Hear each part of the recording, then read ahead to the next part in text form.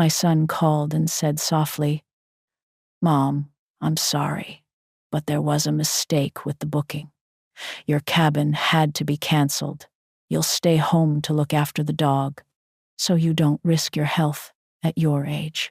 This happened after I had transferred $45,000 from my retirement savings to pay for a dream cruise to Alaska for his entire family. So I made one call to the travel agent. And when they later tried to check into their luxury suite at the port, they learned that their reservation no longer existed, and all the money had been redirected to my own first-class around-the-world trip. The room was filled with that special afternoon light that promises only good things to come. Warm stripes lay across the old wooden floor, and dust motes danced lazily in them, like tiny golden fairies. The air smelled of lavender. I had placed sachets between the neatly folded stacks of clothes and the faint scent of old books from the shelves. I was kneeling by a large open suitcase that took up half the room. It was my command center, my ship ready to set sail. On the bed, waiting its turn, lay my favorite wool shawl, which I had bought many years ago and saved for a special occasion. I imagined wrapping myself in it on a cool evening on the deck, holding a cup of hot tea and watching giant blue glaciers drift silently by. This trip wasn't just a vacation, it was a project. For 6 months, I had studied itineraries, read reviews, and compared excursions to make every detail perfect, so that each of them, Mark, Jessica, the kids, would have a memory to last a lifetime. It was supposed to be my gift, the crowning achievement of my life as the architect of the family's happiness. And just at that moment, as my hand reached for the shawl to carefully place it on top, the phone rang. I smiled when I saw Mark on the screen. He probably wanted to confirm the departure time for the airport. I pressed the cool plastic to my ear, my voice filled with the same sunny warmth that filled the room. "Mark, honey, I'm just packing. Almost everything is ready." The silence on the other end of the line lasted only a moment, but it was wrong. Not just a pause in conversation, but a vacuum that sucked all the warmth out of the room. I felt a chill run down my spine. "Mom," he began, and his voice was strange, too soft, too careful, as if he were carrying something fragile and was afraid of breaking it. "Listen, there's a small problem." My hand froze an inch from the shawl. I stopped seeing the room. My whole world narrowed to the voice on the phone. "There was a terrible mistake with the booking," he continued in a rehearsed, guilty tone. "I don't understand how it happened myself. The travel agent messed something up. Says there was a glitch in the system. In short, Mom, your cabin had to be canceled." Canceled. The word wasn't loud. It just fell into the silence and lay there, cold and heavy. I said nothing. I just listened to his breathing, ragged and nervous. He was waiting for me to get angry, to cry, to scream, but I was silent. And my silence, it seemed, scared him more than any tantrum. We thought. He stammered, rushing to fill the void with his false words, that maybe it's for the best. You know, the weather, the long crossings, a different climate. We're so worried about your health at your age. It would be much more peaceful if you stayed here, at home. And besides, you could look after Buster. You know how much he loves you. My health. My age. To look after the dog. Each phrase was like a well-calculated blow. They weren't just taking my ticket. They were writing me off, turning me from a mother, the head of the family who gives them their dream, into an old woman whose only useful function is to look after the house and a pet. I was an inconvenience to be eliminated, ballast thrown overboard from their luxurious life, and then I heard it, faint but sharp as a needle prick. a whisper in the background. It was Jessica's voice. I couldn't make out the words, but the tone was unmistakable. Authoritative, impatient, commanding. She was standing next to him. She was directing him. She was pouring this poison into his ear, and he was just obediently relaying it to me. This wasn't a mistake. It wasn't a glitch in the system. It was a plan. A cold, cruel, calculated plan. It was an amputation. They weren't just canceling my cabin. They were cutting me off from the family, from joy, from the life I had built for them. Something inside me snapped, not with a loud crack, but quietly, as if a thin thread holding everything together had finally frayed and broken. "Mom, are you still there?" Mark's voice sounded almost pitiful. He had done his dirty work, and now he just wanted it to be over. I took a slow breath. "I'm here," I replied. My voice was surprisingly calm, steady, as if it belonged to someone else, to some woman of steel, not me. I lowered my hand and looked at my palm. There was nothing on it. "So, is everything okay? You're not too upset?" he asked, and in that question was the entire essence of his betrayal. What mattered to him wasn't what he had done, but that I wouldn't inconvenience him because of it. Click. It was the sound of a lock, the sound of a door closing right in my face, leaving me on the other side of their happy, sunny world. "No, Mark," I said slowly, enunciating each word, infusing them with all the cold of the Arctic glaciers I would now never see with them. "I'm not upset. Thanks for calling." I pressed the red button on the screen without waiting for his reply. The click was louder than a gunshot in the sudden, dead silence. I held the phone in my hand for a few more seconds, feeling its plastic casing grow warm from my skin. Then, very carefully, as if it were some rare and dangerous insect, I placed it on the bed next to the shawl. I slowly rose from my knees. My joints popped, a dry, brittle sound that underscored my sudden old age. I surveyed the room. The sun was still shining. The dust motes were still dancing, but it was all just a set for someone else's play now. And then my gaze fell on the suitcase. It sat in the middle of the room, open like a wound. It was no longer my ship, ready to set sail. It was a monument to my blind love, a monument to my foolishness. Every neatly folded item inside, sweaters for cool evenings, an elegant dress for the captain's dinner, comfortable boots for walking in the nature reserves. All of it were bricks in the wall I had built to shield myself from reality. The lavender no longer smelled of peace, but of a funeral. There were no tears. Tears come when you're hurt or sad, and I was neither hurt nor sad. An icy, boundless emptiness had formed inside me. I silently turned and left the room, leaving the suitcase open, leaving the dream to die alone.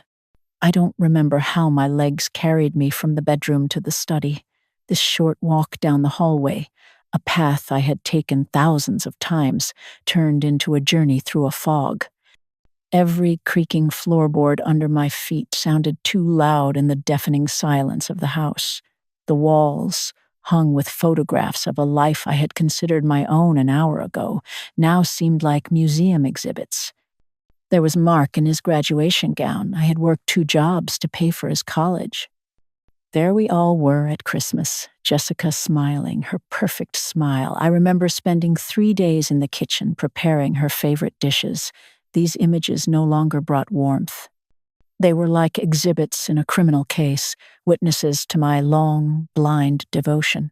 I entered the study, my late husband's room, which had now become mine. It smelled of old wood, paper, and the faint scent of his cologne that seemed forever ingrained in the upholstery of the heavy oak chair. I sank into that chair. It received me, as always, in its steady embrace, but today it brought no comfort. I just sat, staring at my desk. This was my workspace, the control center of my life. Here, I paid bills, planned family events, and helped Mark with his first school projects.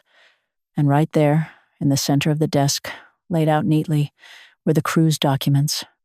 I had laid them out that morning to double-check all the details one more time, savoring every item, every number. Now they looked different. My hands resting on the armrests felt like they belonged to someone else. Slowly, as if moving through water, I lifted one and placed it on the stack of papers. They were cool to the touch. I didn't look at the family photos in silver frames on the side. Their smiling faces were a lie. My gaze was fixed on the documents, on the facts, on the truth. On top was a printout of the bank receipt. A thin, slightly glossy piece of paper, and on it, etched in black, soulless font, were the numbers 4, 5, comma, 3 zeros, $45,000. That amount was no longer just money. It had turned into something else. It was years of my life, converted into a dollar equivalent. It was the dresses I didn't buy, the missed trips to the hairdresser, the old car I kept repairing instead of buying a new one. It was hundreds of early mornings and late nights. It was materialized love, which I, the architect, had methodically gathered, brick by brick, to build this palace of memories for them. And they had just taken it and turned it into a doghouse. I pushed the receipt aside. Underneath it lay a bright, glossy brochure with the cruise itinerary. Treasures of Alaska. On the cover, a perfect family laughed against the backdrop of a majestic glacier. I ran my finger over their faces. They were strangers. Inside, on every page, the days were detailed. Day 3, whale watching in Juneau Bay. I remember reading that the best views were from the port side, and I had specifically booked them cabins with a balcony on that side. Day 5, excursion to the Hubbard Glacier. The most expensive excursion, which I had paid for separately because Lilia had dreamed of seeing the ice calve. Every line of this itinerary, every carefully planned detail, was now like a needle prick to my heart. It was a detailed plan of the happiness that had been stolen from me. Suddenly, on the desk, the phone I had brought with me buzzed quietly but insistently. Its screen lit up with a cold, otherworldly light cutting through the semi-darkness of the study. A message. From Mark. I stared at his name for a long time. Then, with the same slow determination, I picked up the phone. My fingers slid across the screen, opening the message. Mom, hope you're not too upset. We'll bring you back a souvenir. A souvenir. That short, careless word was the detonator. It wasn't just insulting, it was devastating in its contempt. It devalued everything. My $45,000, my 6 months of planning, my dreams, my broken heart, they valued all of it at the price of a refrigerator magnet. There was no remorse in that message, no sympathy, only an annoyed wish that I wouldn't spoil their mood with my feelings. Something inside me hardened. The shock, the pain, the confusion, it all melted under the heat of this final humiliation and solidified into cold, sharp, razor-edged steel. The victim evaporated. The strategist was born. My gaze lifted from the phone to the wall. An old-world map hung there, one my husband and I had bought at a flea market years ago. It was slightly yellowed at the edges, but the continents and oceans still held their bright colors. We used to stand before it, dreaming of where we would go when we retired. But he left too soon, and I continued to build for others. I slowly stood up and walked to the map. My finger, trembling slightly, touched the cool, glossy surface where Alaska was. The site of my ruined dream. And then my finger began to move, slowly, but with purpose. It slid across the Pacific Ocean to the coast of Asia. It paused for a moment over Japan. It continued its journey across India, crossed the Arabian Sea, and headed for Europe. It traced the contours of Italy, rose to France, touched the British Isles. This was no longer a random movement. This was design. The traveler inside me, the one I had hidden for decades under layers of duty, awoke, and she was furious. I returned to the desk. I picked up the Treasures of Alaska cruise itinerary. I didn't crumple it in anger. I didn't tear it to shreds. I, the architect, do not destroy. I close projects. With surgical precision, I folded the sheet into quarters, smoothing each crease. Then I pulled out the bottom drawer of the desk, the one where old, completed files were kept. I placed the folded itinerary inside, and with a quiet, dull thud, I closed the drawer. The project was closed, archived, forgotten. I sat back down in the chair. I picked up the phone. But this time, my fingers didn't search for my son's message. They opened my contacts and found the number. Susan, travel agent. The decision was made. It was quiet, firm, and irreversible, like the movement of tectonic plates. I was no longer building for them. I was beginning to design for myself, and my first project would be a masterpiece. I sat in the oak chair, and the silence of the study no longer pressed down on me. It had become my ally, my weapon. The emptiness inside me, formed after Mark's call, began to fill. Not with warmth, not with forgiveness, but with something far stronger, a determination as cold and clear as mountain crystal. I looked at my phone, lying on the desk. An hour ago, it had been a conduit for pain, a channel through which poison was poured into my life. Now, I saw it differently. It was no longer a weapon against me, but an instrument. A lever with which I was about to turn their world upside down. My hand did not tremble when I picked it up. The plastic was cool and smooth, fitting perfectly in my palm. I found the number in my contacts. Susan, travel agent. I pressed the call button, and the sound of the rings echoing in the quiet study was like the tolling of a clock, counting down the final seconds of the old order. I imagined them, Mark and Jessica, at this very moment. They were probably busy with the most pleasant of tasks, packing their suitcases. Jessica was most likely deciding which of her new dresses would look best in the photos from the captain's dinner. Mark, relieved of the burden of talking to his mother, was likely packing his fishing gear, dreaming of Alaskan salmon. They were confident in their impunity, in their small, cozy world where problems were solved at someone else's expense. They didn't know that the foundation of that world was already cracking. Susan answered after the second ring.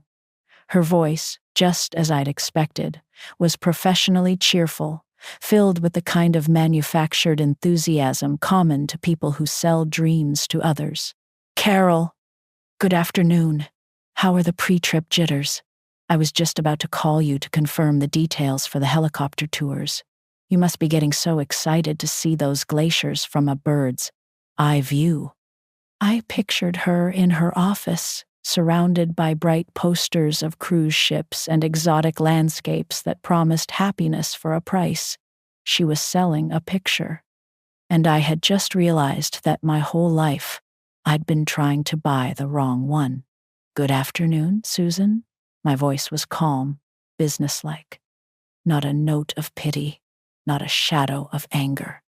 It was the voice of a woman who had come not to complain, but to make a deal. There's been a change of plans. There was a brief pause on the other end of the line.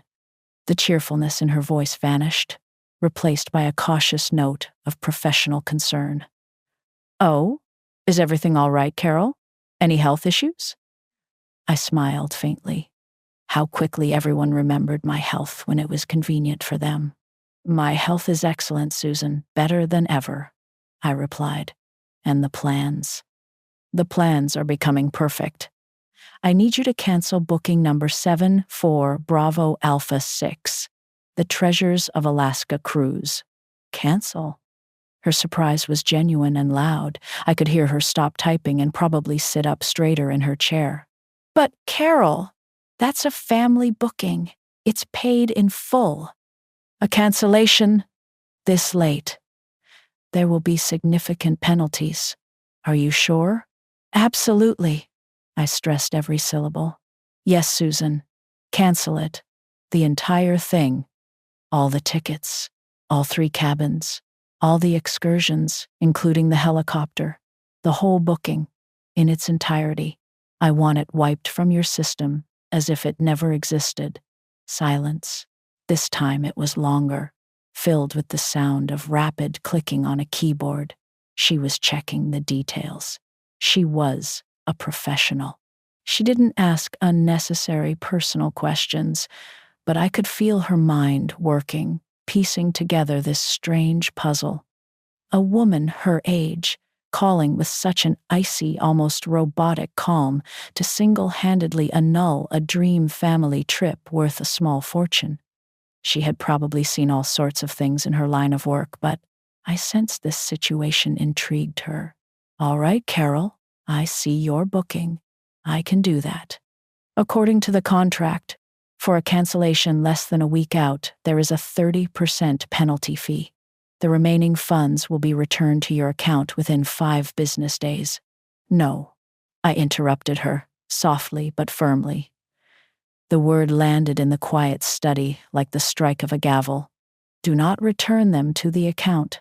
I don't want that money sitting idle.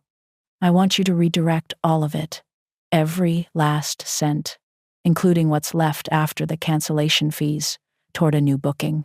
I paused, savoring the weight of my next words. A solo trip.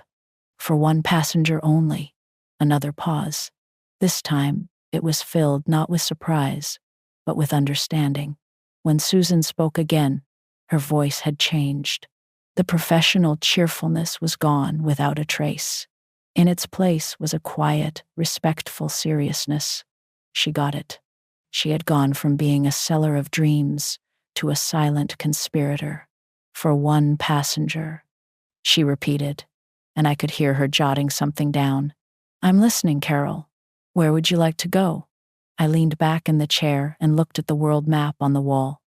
At all those places I had read about while raising my son, while building someone else's life. At all those dreams I had put away in a long, dark drawer labeled Someday. Someday had arrived. First class, Susan. On everything.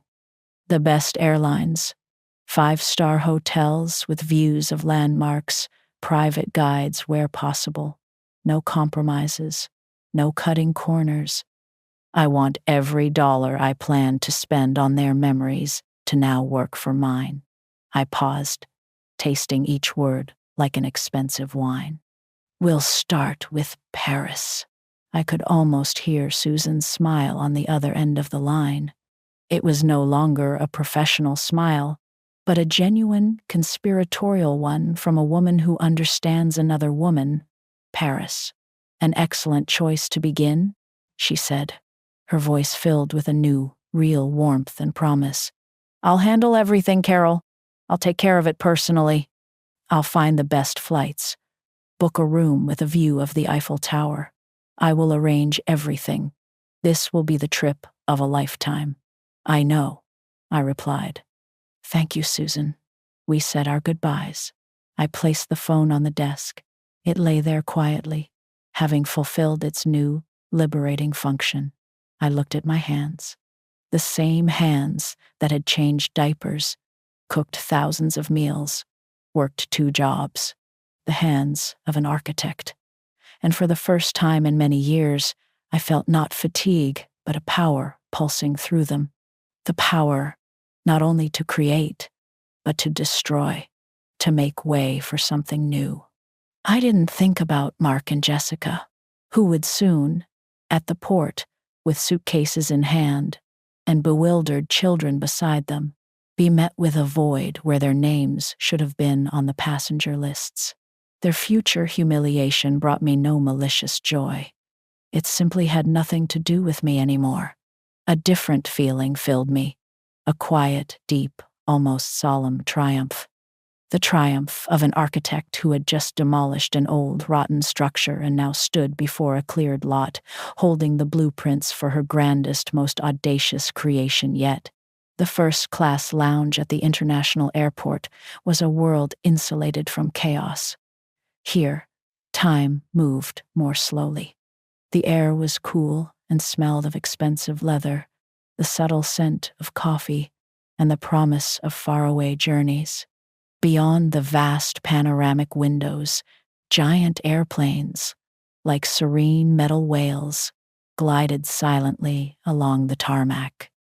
I sat in a deep, comfortable armchair that embraced me like an old friend.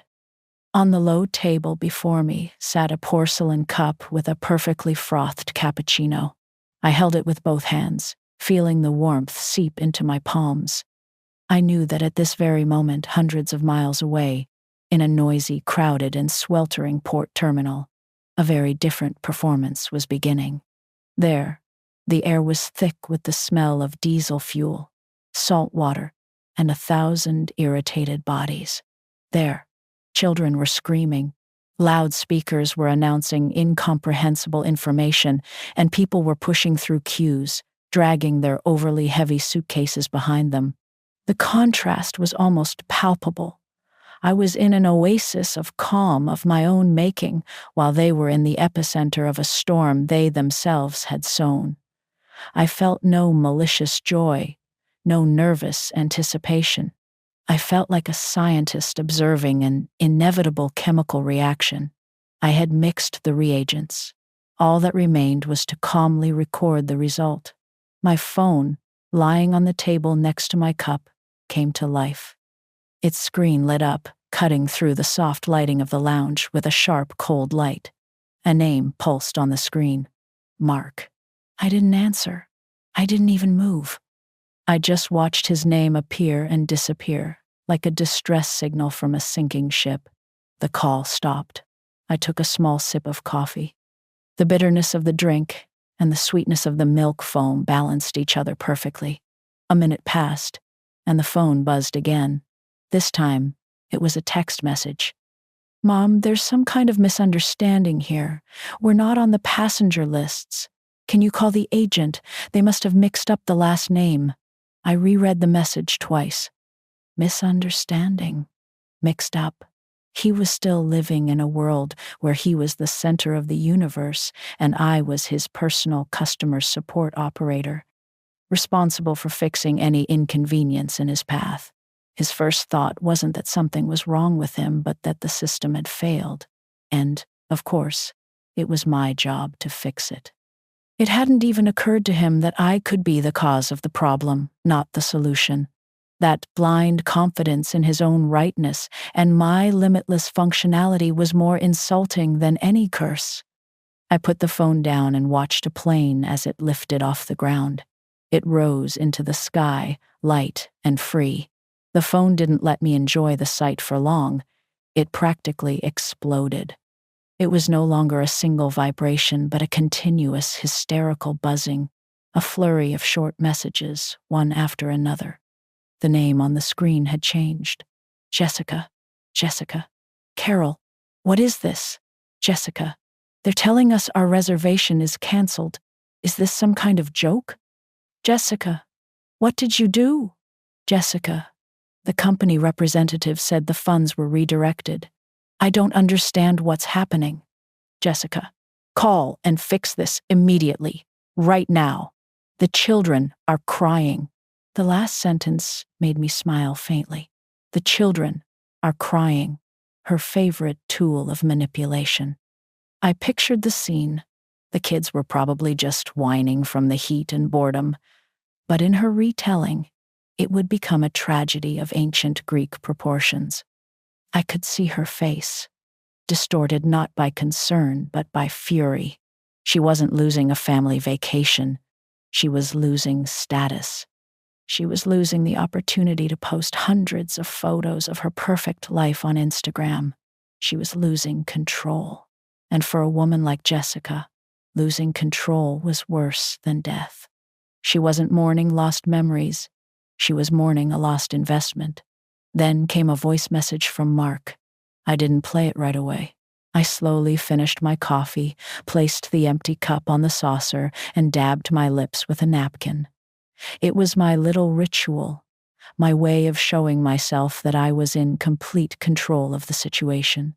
Only then, with the same slow dignity, did I lift the phone to my ear.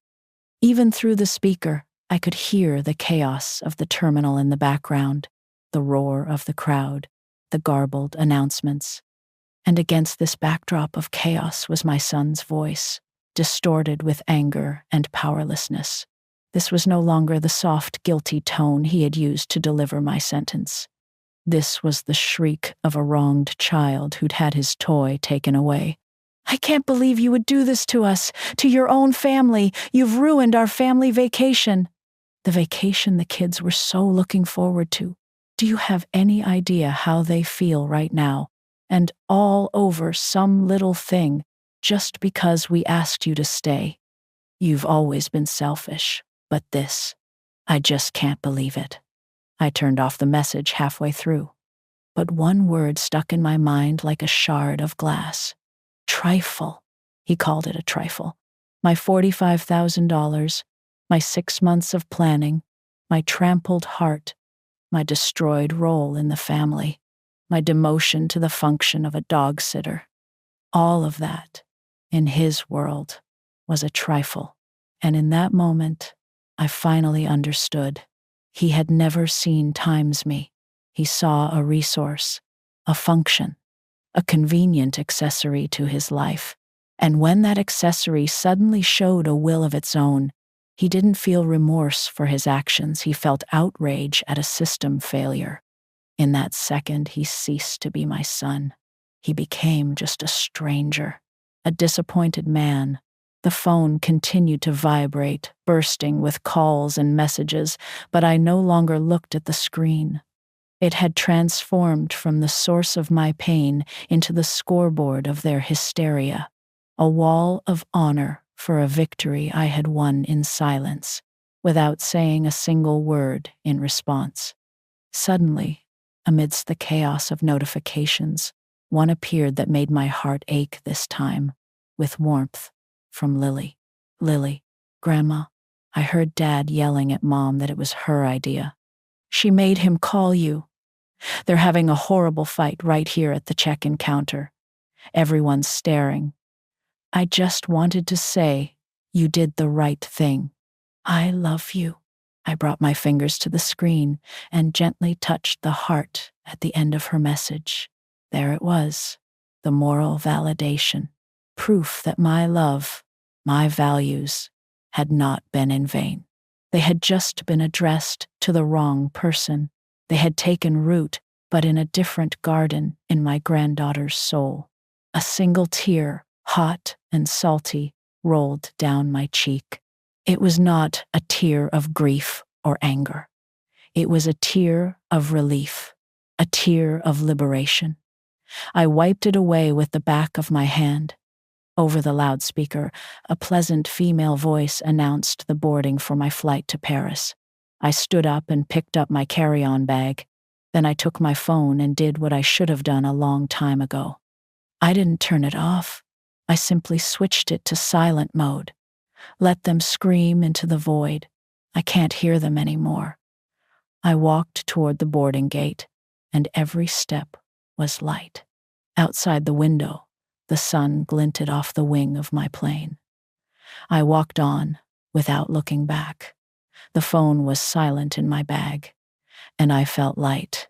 For the first time in many, many years, I was completely, irrevocably free. Paris didn't greet me with loud fanfares or bustling chaos.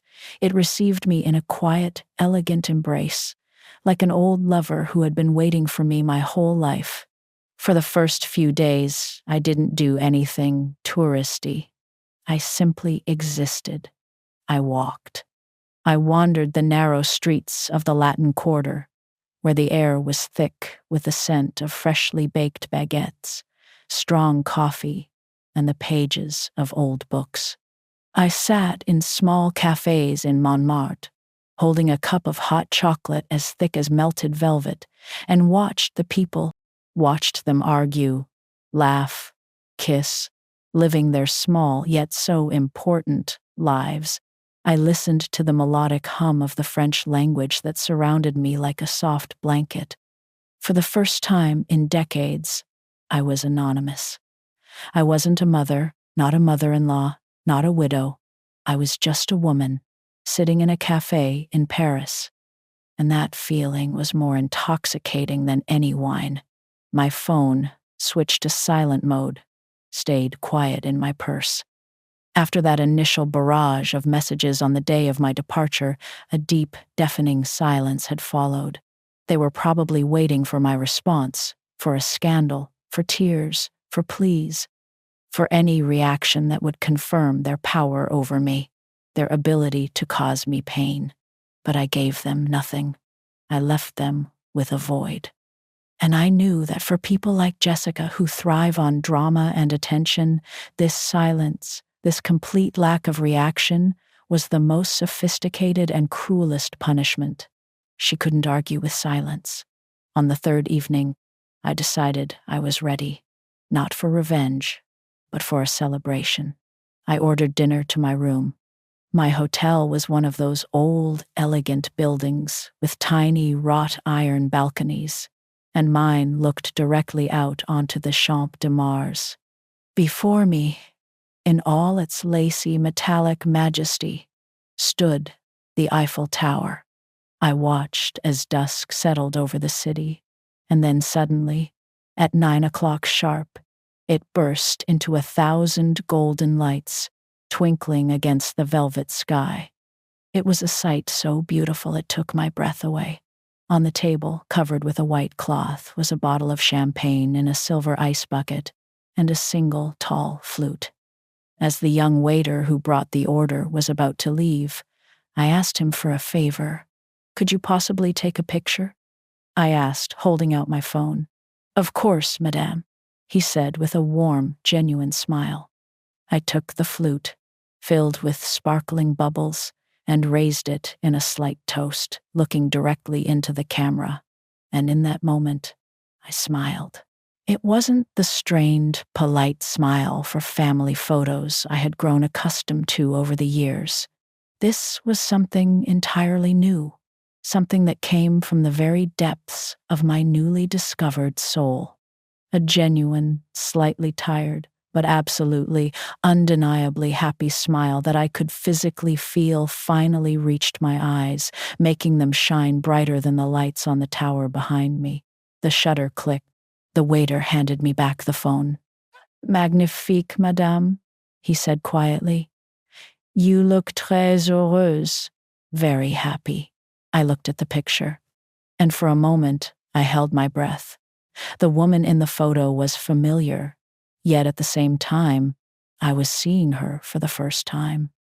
There was dignity in her posture, peace in her eyes, freedom in her smile.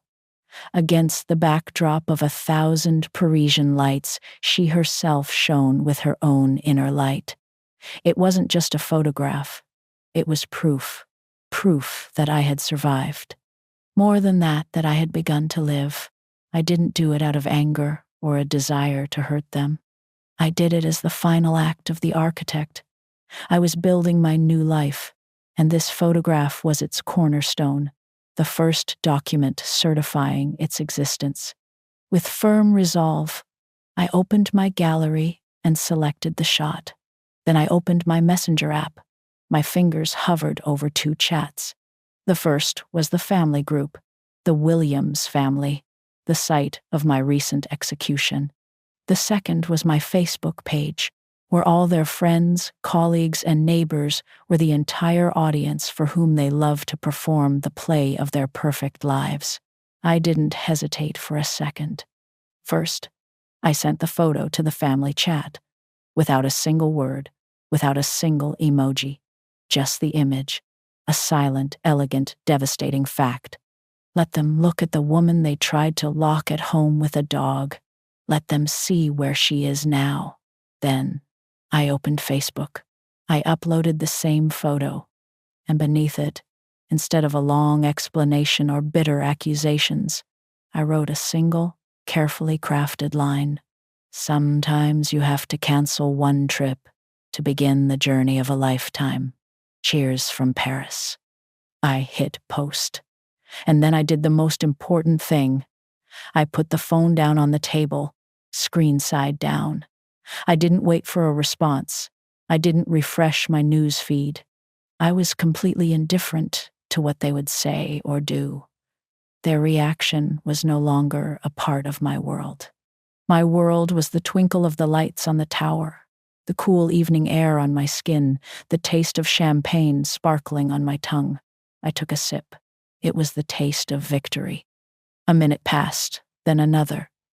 In the silence of the balcony, the phone buzzed quietly once. Just once. I knew it wasn't them.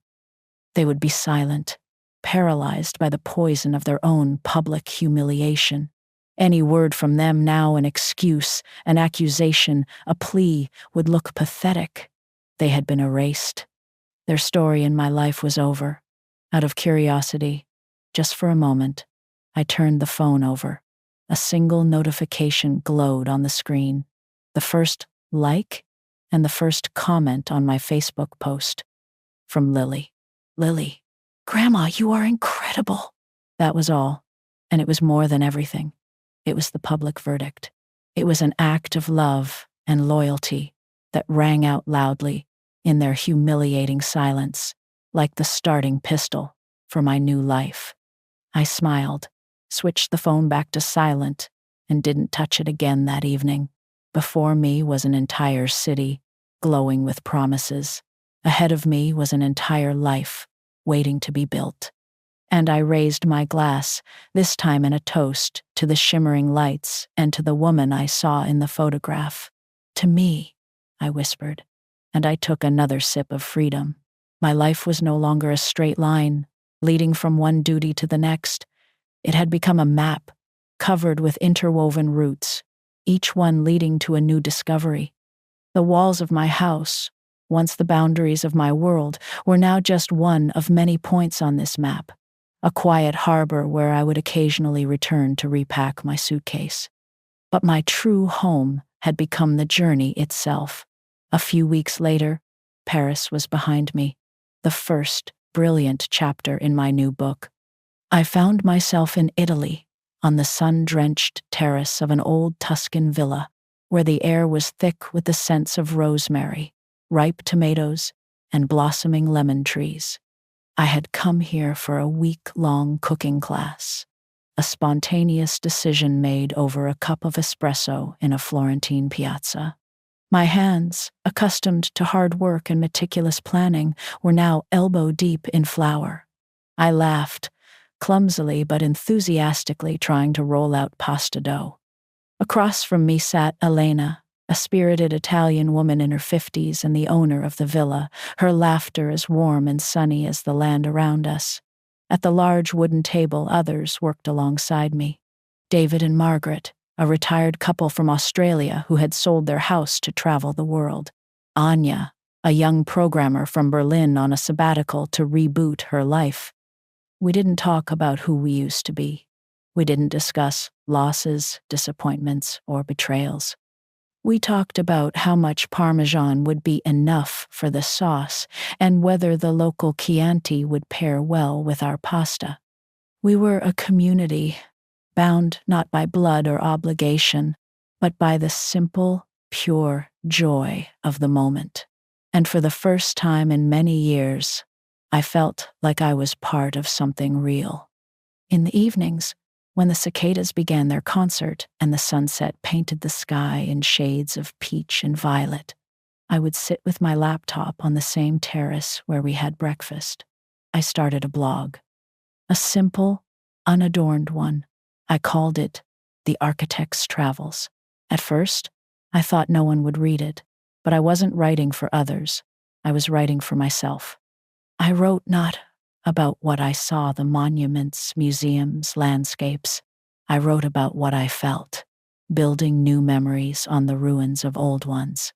I wrote about what freedom tastes like when you're 68, about what it's like to get lost in a foreign city for the first time in your life and feel not fear, but a thrill. And a miracle happened. People started reading. They left comments sharing their own stories of lost dreams and newfound courage. My loneliness, my deep, long-standing loneliness, transformed into a bridge, connecting me to strangers across the globe. I was no longer just a woman who had been betrayed. I was becoming a voice. One day, sitting on a weathered stone bench overlooking the magnificent sunlit ruins of the Roman Colosseum, I called Lily. I wanted to share this moment with her. Her face, young, bright, and full of intelligence and kindness, appeared on my phone screen. Behind her, I could see the walls of her bedroom, not the living room where her parents might be. This was our private, protected space. "Grandma, wow, is that really the Colosseum?" Her eyes shone with excitement. "The one and only, honey." I turned the camera to show her the panorama. The ancient arches, thousands of tourists like ants below, the blue Roman sky. It's magnificent, isn't it? It's been standing here for almost 2,000 years. It's seen everything: emperors, gladiators, betrayals, and victories. And it's still standing. Reminds me of someone. I smiled. We talked for a long time, longer than ever before. She told me about school, a new book she was reading, her dreams of becoming an architect. I told her that real gelato tastes not like ice cream, but like happiness. I didn't ask about Mark or Jessica. I had no need to ruin our perfect moment with their presence. At one point, during a brief pause, Lily herself said quietly, almost in a whisper, "My parents don't talk about that trip anymore. At all. It's like it never happened. The house is very quiet. Quiet. That one word said it all. Their bright, noisy world, bought with my money. Their grand plans for perfect photos and stories, it had all deflated like a punctured balloon, leaving only silence and emptiness behind. Their world had shrunk to the walls of a house filled with unspoken reproaches. My world, in contrast, had expanded to limitless horizons. I felt no schadenfreude, only a deep, calm sorrow for them and boundless gratitude for myself. "Lily," I said, turning the camera back to myself so she could see my face, my eyes, "I want to promise you something. Something real. For your 18th birthday, we're going to come here together. Just you and me. We'll eat pasta, toss coins into the Trevi fountain, and pretend we're empresses." Her eyes widened with surprise and joy. "Really, Grandma? You promise?" "Promises are just words," I said. "And I, as you know, am an architect. I believe in tangible proof." I reached into my travel bag, pulled out a crisp white envelope, and took out 2 pieces of paper. 2 printed airline tickets to Rome, booked for the date of her 18th birthday. I held them up to the camera so she could make out her name next to mine. "I've already bought the tickets. This isn't just a gift, my love. This is your seed money, so that you always remember that the world is much bigger than the house you live in, and bigger than the people who try to define your limits. Your happiness belongs only to you, and you are its architect. Never let anyone take your tools away from you." She didn't cry. She just looked at me through the screen, and in her gaze, I saw more than a granddaughter's love. I saw a deep, mature understanding. She understood everything. My legacy, my true legacy of resilience, dignity, and unbreakable freedom had been passed on. After the call, I sat on the bench for a long time, watching the ancient arches bathed in the golden light of the evening Sunday. I no longer felt alone. I was the traveler. I was the architect. But now, I wasn't building for them. I was building bridges to the future. And I knew for certain that across one of those bridges, holding my hand tightly, my girl would soon walk. And that was the best revenge of all. It wasn't vengeance, it was life.